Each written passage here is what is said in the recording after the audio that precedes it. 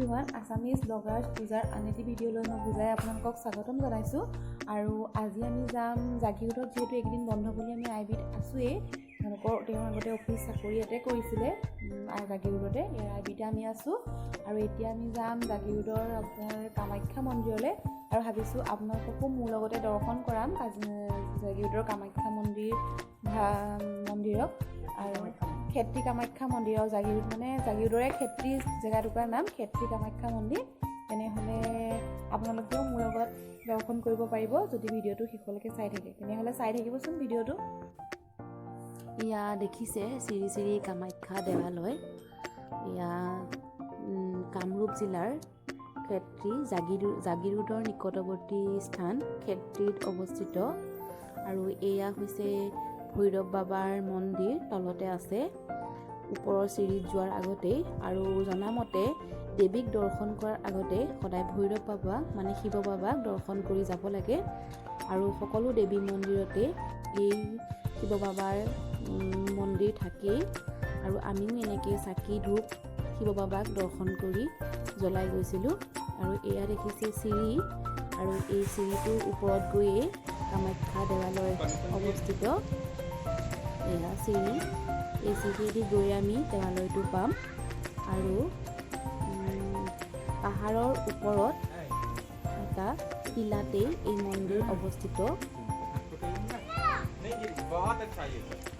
দেখিছে চিৰি। হাই এভৰিৱান, আজি আমি এতিয়া কামাখ্যা মন্দিৰলৈ আহিছোঁ, ক্ষেত্ৰী কামাখ্যা। এয়া দেখিছে চিৰিয়েদি বগাই আমি এনেকৈ ওপৰলৈ যাব পাৰিম। এয়া আপোনালোকক দেখুৱাবলৈ মই যত্ন কৰি থাকিম, চাই থাকিব ভিডিঅ'টো। আৰু এয়া মই ওপৰলৈ আহি আছোঁ এতিয়া। এয়া দেখিছে মন্দিৰৰ ভিতৰ ভাগ কামাখ্যা মন্দিৰৰ। ইয়াতে নাম প্ৰসংগ লয়, আৰু তলতে চাকি জ্বলাবলৈ ব্যৱস্থা তলতে কৰি দিছে। আৰু ভিতৰতে মেইন মন্দিৰ থাকিব। এয়া দেখিছে, সঁচাকেই জনামতে ইয়াত যদি আপুনি মনৰ শুদ্ধ অন্তৰেৰে ভক্তিভাৱে ধূপ চাকি নৈবেদ্য আদি দিয়ে আৰু মনৰ কামনা পূৰ্ণ হয় বুলি জনা গৈছে। আৰু ইয়াত গুৱাহাটীৰ নীলাচল পাহাৰত অৱস্থিত কামাখ্যা মন্দিৰৰ কথা হয়তো বহুতেই শুনিছে, কিন্তু ক্ষেত্ৰীৰ কামাখ্যা মন্দিৰৰ কথা হয়তো বহুতেই শুনিছে যদিও শুনা নাই। কিন্তু সেই মন্দিৰৰ সৈতে একে নিয়মতে পূজা অৰ্চনা, ধূপ দীপ নৈবেদ্য বা পূজাৰ সময়সূচী, সকলো বলি বিধান সকলো সেই একে নিয়মতে হয়। আৰু এয়া দেখিছে ভিতৰ চৰা, এয়া মই দেখুৱাবলৈ যত্ন কৰিছোঁ আপোনালোকক। দেখিছে এয়া। আৰু এতিয়া এয়া ভিতৰ চৰা, এয়া দেৱীৰ মন্দিৰৰ ভিতৰ চৰা মই দেখুৱাবলৈ যত্ন কৰিছোঁ আপোনালোকক।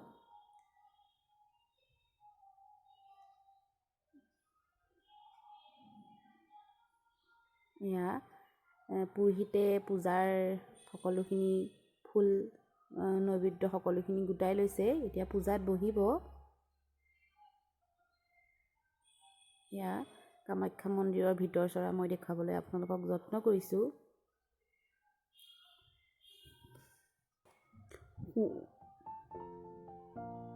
শুনামতে যেতিয়া দেৱীৰ এটা অংগ যেতিয়া দেহৰ যেতিয়া এটা অংগ ক্ষতি হৈ নীলাচল পৰ্বতৰ ওপৰত পৰিছিল, আৰু সেই অংগৰ পৰাই কিছুমান খণ্ড ছিটিকি বিভিন্ন স্থানত পৰিছিল। আৰু এটা পৰিছিল শিলঘাটত, আৰু এটা পৰিছিল এই ক্ষেত্ৰী ডিমৰীয়াত। আৰু ইয়াৰ পৰাই দুই জেগাতে কামাখ্যা মন্দিৰ স্থাপন হৈছিলে। সেইবাবে আমাৰ অসমত 3টা কামাখ্যা মন্দিৰ আছে, এটা গুৱাহাটীৰ নীলাচল পাহাৰত, আৰু এয়া আমাৰ ক্ষেত্ৰীত মই এতিয়া যিটো আপোনালোকক যত্ন কৰিছোঁ। আৰু এটা হৈছিল শিলঘাটত। 3টা জেগাতে কামাখ্যা মন্দিৰ আছে, আৰু সকলোখিনি নিয়ম পূজা অৰ্চনা বলি বিধান সকলোখিনি একেই। দেখিছে প্ৰাকৃতিক পৰিৱেশে মনোমোহা, ইমান ধুনীয়া এটা পৰিৱেশ। এয়া পূজা চলি আছিলে। আৰু আমি যাওঁতে সেইদিনা ভিৰ অলপ কম আছিলে, কিন্তু অন্য দিনা বহুত ভিৰ হয় বুলি গম পোৱা গৈছিলে। দুৰ্গা পূজাত ইয়াত বহুত ডাঙৰকৈ পতা হয় আৰু ৰাজ্যৰ বিভিন্ন প্ৰান্তৰ পৰা অহাৰ লগতে দেশৰ অন্য প্ৰান্তৰ পৰাও ইয়াত দৰ্শনাৰ্থীৰ ভিৰ হয়। ইয়াত দেখিছে সুন্দৰ প্ৰাকৃতিক পৰিৱেশৰ মাজত এটা সৰু পাহাৰৰ টিলাত এই কামাখ্যা মন্দিৰ অৱস্থিত। দেখিছে আৰু অলপ আগত গ'লেই মেঘালয় পাহাৰ পায় আৰু এই মেঘালয় পাহাৰৰ সুন্দৰ বতাহ ইয়াত বলি থাকে আৰু যিসকল যাত্ৰী পৰ্যটক ভক্তপ্ৰাণ ৰাইজ আহে তেওঁলোকে জিৰণি ল'বলৈ সুন্দৰ জিৰণি ঘৰৰ ব্যৱস্থা কৰা হৈছে।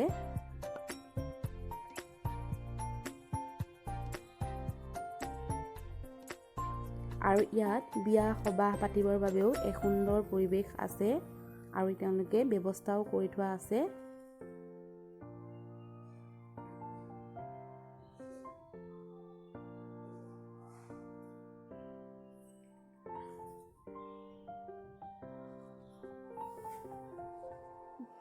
ইয়াত দেখিছে ইয়াত থকা খোৱাৰ ব্যৱস্থা সুন্দৰভাৱে তেওঁলোকে কৰি দিছে।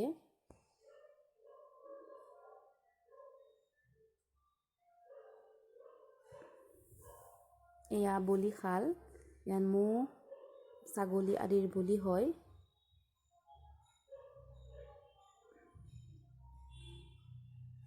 দেখিছে বলিশাল আৰু ইয়াত এয়া বৰঙণি ছাগলী শৰাই আদিৰ মূল্যও দিব পাৰে।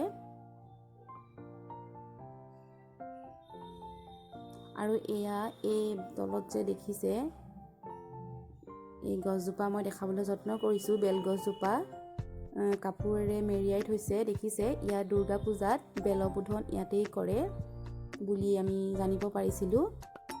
ইয়াত দেখিছে ইমান এটা সুন্দৰ পৰিৱেশ, সঁচাকৈ বহুত ভাল লাগিলে।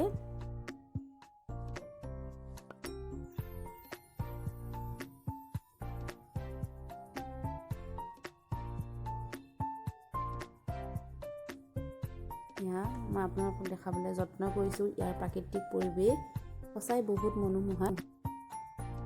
আমি যিহেতু দুইটা পৰিয়াল মিলি গৈছিলোঁ, আগৰ ভিডিঅ' যদি চাইছে চোৱাসকলে গম পাইছে আৰু সকলো যদি ছোৱালী ফূৰ্তি কৰিছিলে, মুকলি জেগা পাইছিলে বাহিৰত, কামাখ্যা মন্দিৰৰ বাহিৰত